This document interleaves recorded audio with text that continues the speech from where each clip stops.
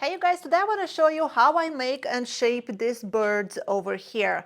Now this is a bigger one that we will be making in today's video, but the reason I started making those birds is because I was looking for a perfect handle for the round box's lid.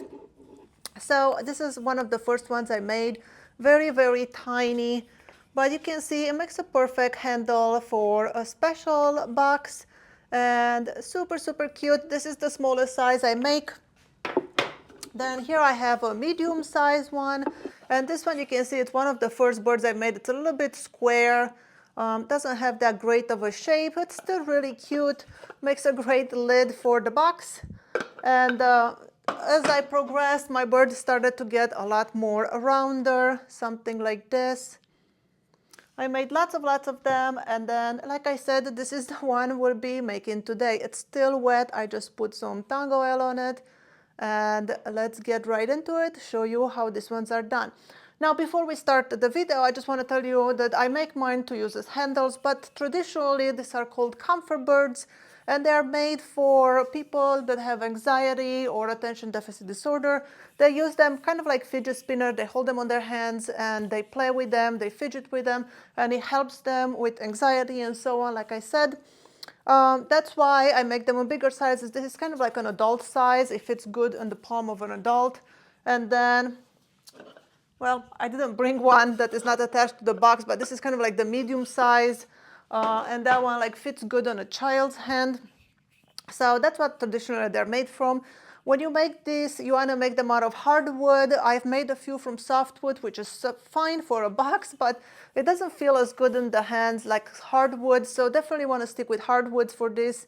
And make sure you sand them really smooth so they can feel really nice. It's just kind of like a feel, item. Another thing is I chose to finish them with oil because I love the feel of wood. So, I would stay away from varnishes or any kind of like plasticky kind of finish. Want it to really feel good. And again, this is what our bird looks like. Let's get right into it, show you how I do it step by step. Now for the plank of wood, I have this plank that I put together from some scraps I had in the shop. I believe it's hard maple, paduk, and this one I'm not sure if it's paduk or it's bloodwood. But anyway, I figured that this color combination will be easier for you to see. And also I decided to make a big bird because it will also make it easier for you guys to see. And for the pattern, I'll be using this pattern that I drew and made myself. And if you look at the pattern, one of them, it's the way you would see a bird from the side view. And then this is from the top view. So if you imagine if you are drone and you're looking down at a bird, this is what it would look, the profile like. So side view and profile. Now both of these pieces are roughly almost the same size. And I traced them on my blank. I made patterns for 3 different sizes. So that's the large one, then I have a medium size, and then I have the smaller size. And let me bring you in close so you can see how I trace the pattern. So here is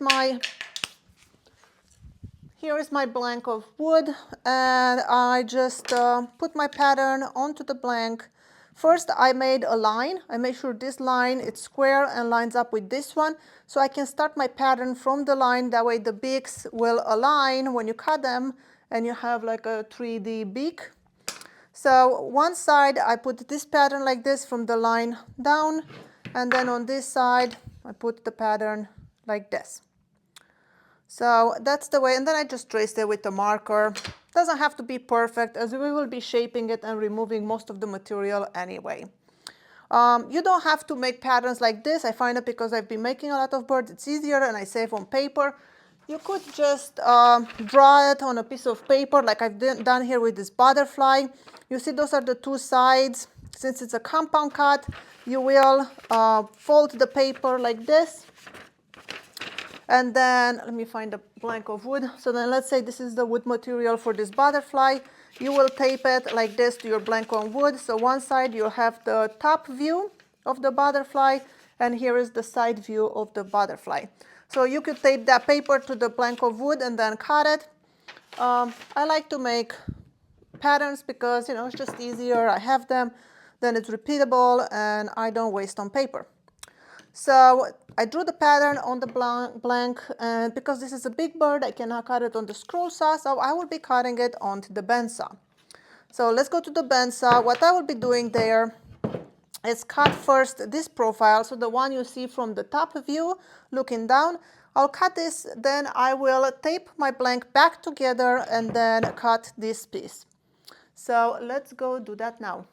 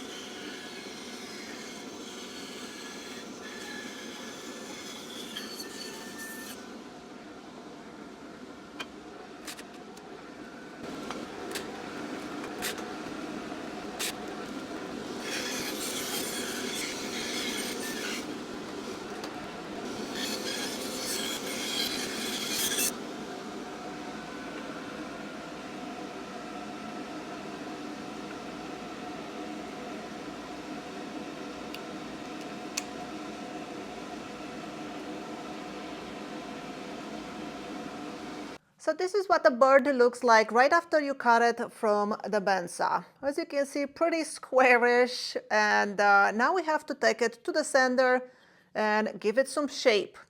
So I'm gonna go to the spindle sender. I'm gonna do everything with that. You can do it with the Dremel, especially if you're doing smaller birds or any other kind of sanding tool. I will use the spindle sender because I'm assuming that that's something most of you guys have. You can even sand it by hand, but it will take a lot of sanding. So again, this is the way it's looking like. Let's go to the spindle sender and then I'm going to explain to you how I am going to shape this bird. Now with the spindle sender, I put in some 36 grit sandpaper, very aggressive because we have to remove a lot of material. I just want this to go a little bit faster.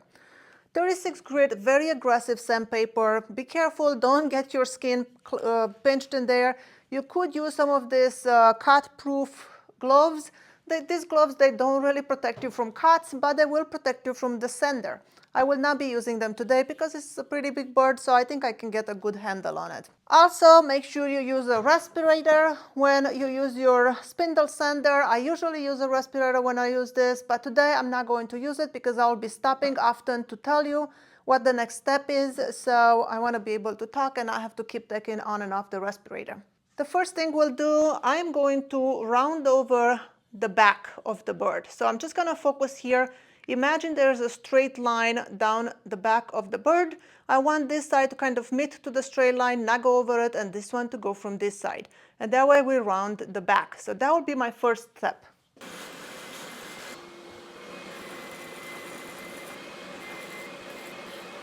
Now, as you can see, I rounded the back just like that. I will need to take more material off. This is just to give it the shape initially.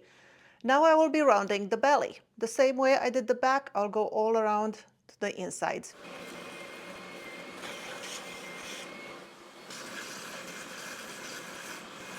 Okay, so the belly, it's rounded. As you can see, the back is rounded. Now it's time to round the head.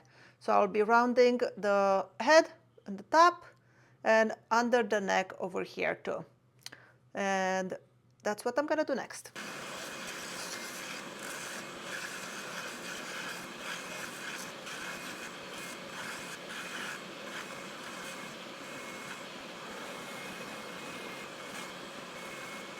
All right, so I rounded the head. I rounded a little bit here on the neck. I hope it focuses. I also rounded the beak a little bit. And now I will be removing some material from under here. I want a little bit more curved over here. And also I'll be removing more material here on the back to make it a little bit skinnier on the back. So that's what I'm doing next.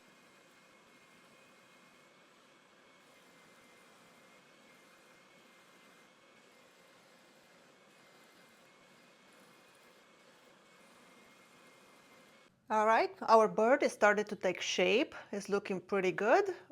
Now I'm going to round over the tail.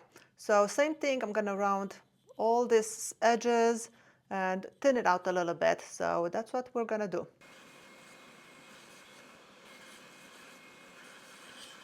Our bird is looking cute. I rounded the tail, as you can see.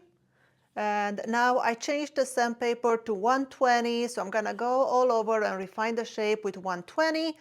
Then I'm going to go up and grid all the way to 180 and just kind of sand over and refine.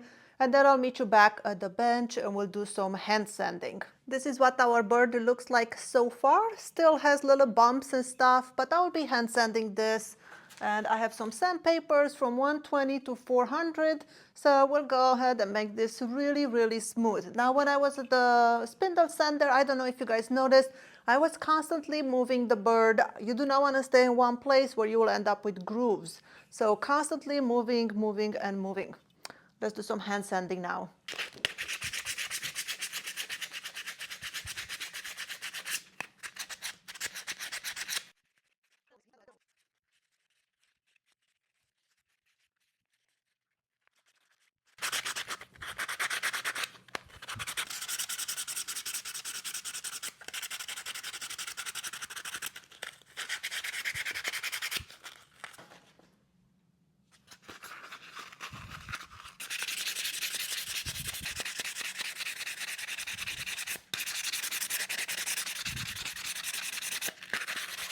Now here is our bird all sanded. Now because I chose Paduk put all this colored powder into my maple and I was kind of all stained and spotty. So that was not a good choice for me. I should have just went with just maple or just Paduk or some other wood.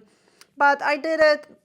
It's spotted. It's okay. It's nature. Birds have spots sometimes. And one thing for me is to make sure my bird is good. My bird has to have its tail up. So if you put your bird on the table, you want to make sure the tail is up. It's not resting on the ground like that.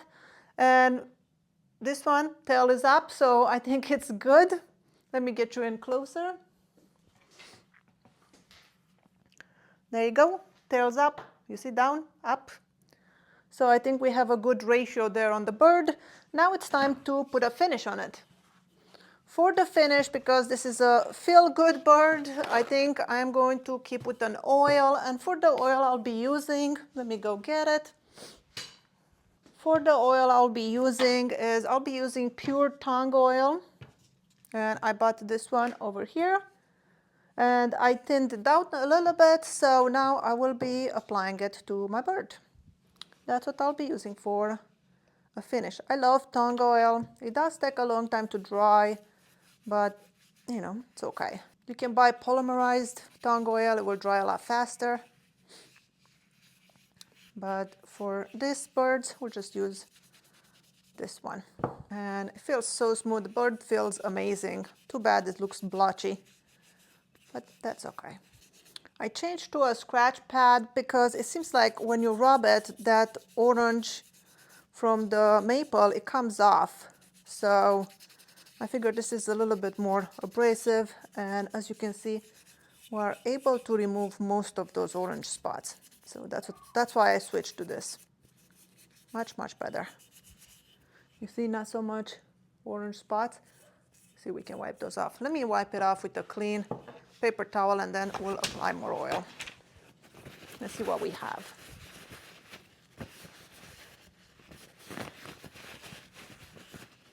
Still a little pink, but not blotchy like it was. You see? Now, obviously, I put enough oil on this. It should be done, but I'm just gonna keep scrubbing it maybe. Maybe I get that maple looking a little bit better.